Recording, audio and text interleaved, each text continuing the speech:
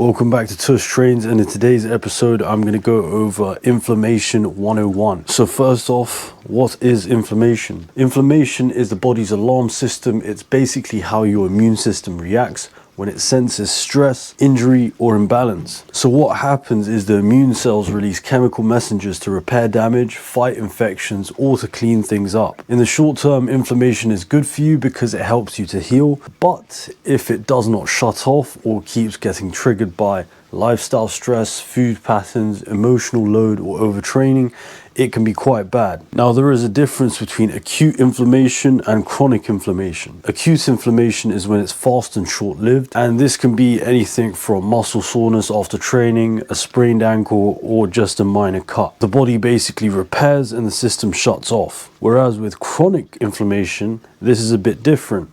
It's low grade, persistent, and systemic, and it's usually triggered by poor sleep, stress, nutrient gaps, gut issues, and autoimmune activity. So with chronic inflammation, the body feels like it's constantly on alert, even when nothing is immediately wrong with you. And chronic inflammation is basically the type of inflammation that most people don't notice until they find symptoms such as fatigue, hair loss, digestive issues, hormone changes, and flare-ups. Now let's look at how the immune system affects different parts of your body and your system overall, such as your hair, endurance, hormones, and digestion. So with regard to hair, inflammation around hair follicles can push them into a resting phase or cause the immune system to attack them. And this can be called alopecia areata, totalis, or universalis.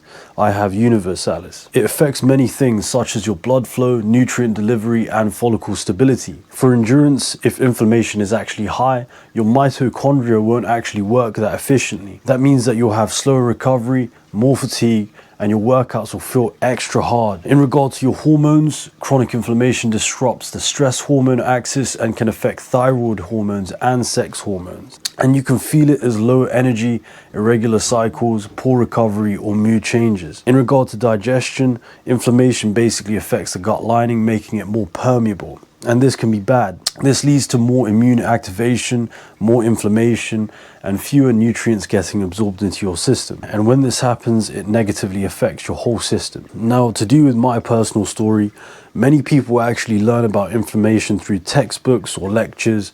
I actually learned through my skin and my hair. Like I said before, I have alopecia universalis, which is a lifelong autoimmune disease. Originally, I thought that the flare-ups were quite random, but over time, I began to see patterns. Every time I ate poorly, lived under stress, or did the wrong things in general, I managed to acquire a new patch of hair loss on my head or my body. So if I had a stressful month, I would have a patch. If I was training too hard and no recovery, I had a patch. If I was training too little, I had a patch. If I was eating inflammatory food, guess what? I had a patch. Now, I like to think of inflammation as feedback, so you can actually find out the things that you're doing wrong and try to change them. Overall, 3 things did really help in terms of inflammation to my personal life. And number 1 would be nervous system regulation. So when your body is in the fight or flight mode, it skyrockets inflammation. And the things you can do to combat them are breath work, slow movement, meditation, and grounding. This basically helps reduce your alarm system and helps you rest and digest. Another big one would be anti-inflammatory nourishment. So non-restrictive dieting is one of them. I actually use AIP2 so you can find out which food triggers you have, and then you'll be able to work with yourself. But the main point is you want to have whole foods, omega-3s, minerals, proteins, and antioxidants. This basically lowers inflammation and gives your body a chance to repair. Another one that people rarely talk about is poor sleep and structured recovery. When you have poor sleep, it disrupts your entire day. If you have poor sleep, you get chronic inflammation the day after, and that's really not good. So make sure your sleep is structured, make sure your sleep is adequate, make sure you're eating the right things, and then the next day you won't be so stressed out or feel fatigued or feel low in energy. And remember, rest days are just important as training days. Anyway, that's it for this episode. Thank you for coming to my talk, and I'll see you on the next one.